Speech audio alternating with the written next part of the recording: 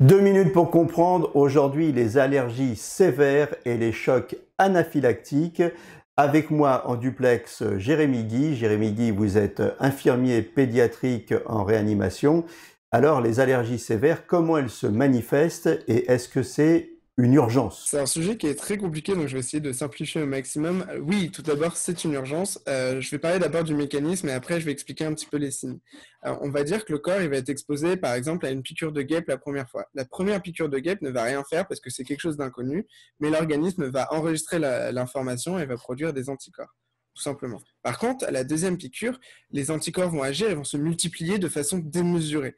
Et ils vont, encore une fois, le messager chimique l'histamine va être sécrété de façon abondante et va créer une réaction inflammatoire qui va être énorme et complètement disproportionnée. Et ça va entraîner notamment une vasodilatation qui va entraîner une hypotension artérielle. Donc ça va créer la notion de choc qu'on retrouve dans le mot choc anaphylactique.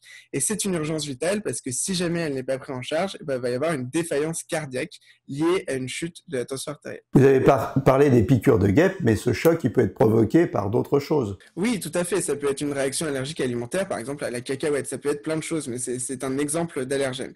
Et donc, les signes de ce choc anaphylactique, ça peut être des vomissements, ça va être des troubles digestifs, ça va être un gonflement au niveau des paupières, au niveau de la langue, une gêne respiratoire parce qu'on va avoir une réduction du diamètre des bronches, on va sentir que le cœur s'emballe, on va avoir une tachycardie, on va avoir une sudation et on va avoir des troubles neurologiques. Et quand il y a notion d'un allergène, on peut faire tout de suite le lien et c'est une urgence qui doit être prise en charge immédiatement. Qu'est-ce qu'on fait? On appelle les secours, mais en attendant, qu'est-ce qu'on fait? Et ben en attendant, il n'y a pas grand-chose à faire, éloigner l'allergène, mais il faut appeler le SAMU immédiatement pour une prise en charge rapide. Voilà, on espère que ça ne vous arrivera pas cet été. Très bonnes vacances à tous.